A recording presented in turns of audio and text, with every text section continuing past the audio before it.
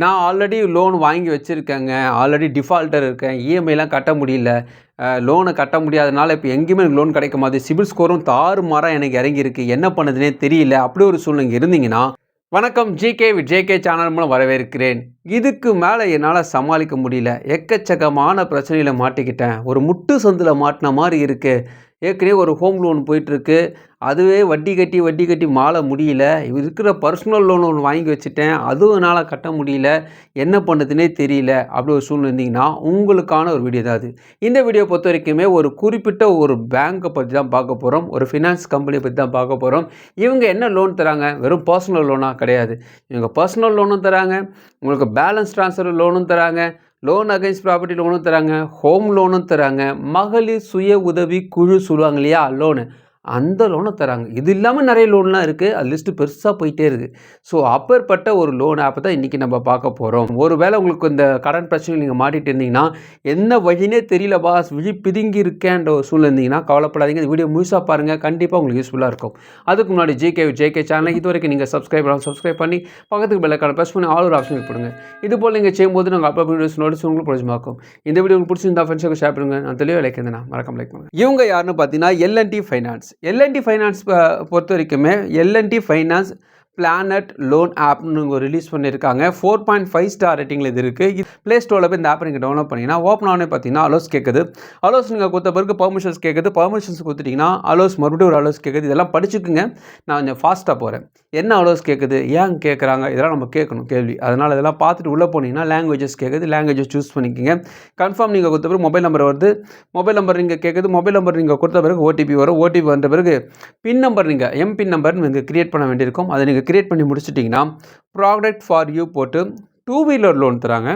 இந்த 2 wheeler loan புது 2 wheeler வாங்குறதா இருந்தீங்கன்னா நீங்கள் இந்த ஆப்ஷன்ஸ் யூஸ் பண்ணிக்கலாம். அதுக்கான நிறைய விதமான எவ்வளோ தராங்கன்றது உங்களுக்கு அடுத்து சொல்கிறேன். அதுக்கப்புறமா பார்த்தீங்கன்னா உங்களுக்கு இன்ஸ்டன்ட் பர்சனல் லோன் தராங்க. ஹவுசிங் லோன் தராங்க. ரூரல் பிஸ்னஸ் அண்ட் லோன் தராங்க. இந்த டிராக்டர் வாங்குறது, விவசாய உபகரணங்கள் வாங்குறது, மகளிர் சுய உதவி குழு லோன்லாம் இருக்கலாம். அது போல் நிறைய விதமான லோன்லாம் இங்கே வச்சுருக்காங்க. லோன் அகைன்ஸ்ட் ப்ராப்பர்ட்டியும் வச்சுருக்காங்க. பேலன்ஸ் ட்ரான்ஸ்ஃபர் பண்ணுறதுக்கான ஆப்ஷன் வச்சுருக்காங்க. அதாவது ஒரு ஹோம் லோன் வாங்கி வச்சுருக்கீங்க, அதிக வட்டியில் மாட்டிக்கிட்டீங்க, அல்லது அதிக இஎம்ஐயில் மாட்டிக்கிட்டீங்க, மாதம் இஎம்ஐ கட்ட முடியல உங்களால், அப்படி இருந்தீங்கன்னா இந்த பேலன்ஸ் ட்ரான்ஸ்ஃபர் அடிப்படையில் அந்த லோன் அப்படியே நீங்கள் ஷிஃப்ட் பண்ணிக்கலாம். அதுக்கான ஆப்ஷன்ஸ் இங்கே வச்சுருக்காங்க. பேலன்ஸ் ட்ரான்ஸ்ஃபர் அடிப்படையில் உங்கள் லோன் தராங்கன்னா எவ்வளோ அமௌண்ட் தராங்கன்னா 20 லட்சத்துலேருந்து 7.5 crores வரைக்கும் தராங்க. இந்த பேலன்ஸ் ட்ரான்ஸ்ஃபர் அடிப்படையில் சொல்லுறது வந்து ஹோம் லோனை சொல்கிறேன் நான். ஸோ ஹோம் லோனில் இருக்கக்கூடிய உங்களுடைய லோனை அப்படியே வேறு ஒரு பேங்க்கில் இருக்கிறீங்க, அதிக வட்டியில் இருந்தீங்கன்னா அப்படியே இங்கே ட்ரான்ஸ்ஃபர் பண்ணுறதுக்கான ஆப்ஷன்ஸ் தான் இவங்க வச்சுருக்காங்க. இஎம்ஐ பார்த்தீங்கன்னா 30 வருஷத்துக்கு எடுத்துக்கலாம் சொல்கிறாங்க. எவ்வளோ பணம் தேவைப்படுதுன்னு கேட்குறாங்க. அதை நீங்கள் சூஸ் பண்ணிக்கலாம்.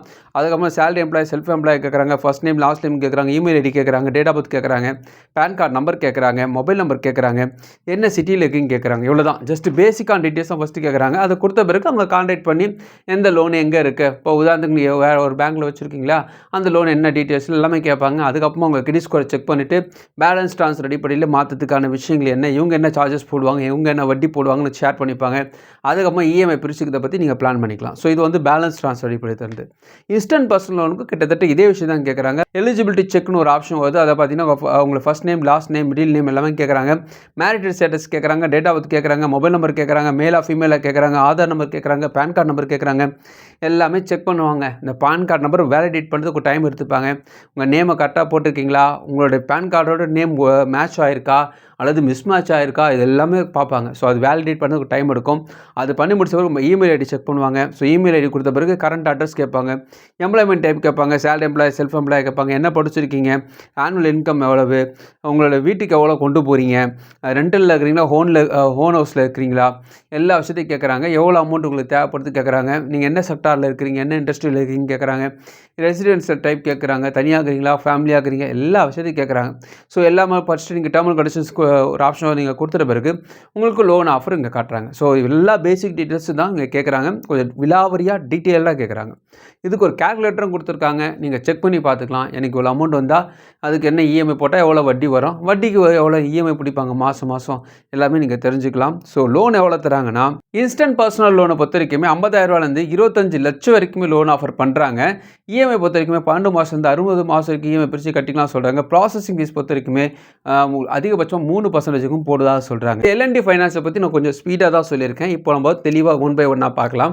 ஃபர்ஸ்ட் ஆஃப் ஆல் என்னோடக்கு வந்து ஒரு ஹோம் லோன் வாங்கி வச்சுருக்கேன்.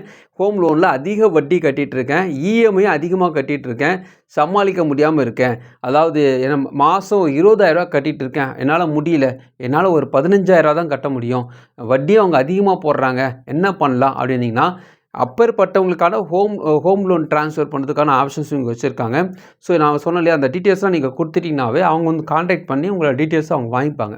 என்ன லோன் இருக்குது, என்ன விஷயம் எல்லாமே அவங்க பார்த்துட்டு அதுக்கப்புறமா வந்து விசாரிப்பாங்க. விசாரித்து முடிச்சிட்ட பிறகு உங்களுக்கு என்ன லோன் ஆஃபர் காட்டுவாங்க. ஸோ அந்த லோனை உதாரணத்துக்கு 20 லட்சம் லோன் வாங்கினா அந்த லோனை அப்படியே நீங்கள் இங்கே ட்ரான்ஸ்ஃபர் பண்ணி கம்மியான வட்டியில் கண்டிப்பாக 1% 2%ஆவது இறக்குவாங்க. அப்படி இறக்கிட்டாங்கன்னா உங்களுக்கு என்ன இஎம்ஐன்றதை நீங்கள் சூஸ் பண்ணிக்கலாம். அதுக்கு ஆப்ஷன்ஸ் வச்சுருக்காங்க. முக்கியமாக கவனிக்க வேண்டிய விஷயம், இதுக்கு ஒரு ப்ராசஸிங் ஃபீஸ் ஒன்று போடுவாங்க. அது நீங்கள் கட்டுற மாதிரி இருக்கும். ஸோ அது வந்து உங்களுடைய லோனில் கழிக்கிற மாதிரி தான் இருக்கும். அல்லாட்டி முன்கூட்டி கட்டுற மாதிரி இருக்கும். இது வந்து ஹோம் லோனுக்கு. பர்சனல் லோன் எனக்கு ஆல்ரெடி இருக்குது. அதிகமான வட்டியில் இருக்குது. என்ன பண்ணுதுன்னு தெரியலன்னா அதே மாதிரி தான் இவங்களும் சொல்லுவாங்க. பர்சனல் லோனை பொறுத்த வரைக்குமே நான் ரீஃபண்டபிள் சார்ஜஸாக நீங்கள் முன்கூட்டி பணம் கட்டுற மாதிரி இருக்கும். இது வந்து முக்கியமாக கவனிக்கணும். நான் ஆல்ரெடி லோன் வாங்கி வச்சுருக்கேங்க. ஆல்ரெடி டிஃபால்ட்டர் இருக்கேன். இஎம்ஐலாம் கட்ட முடியல.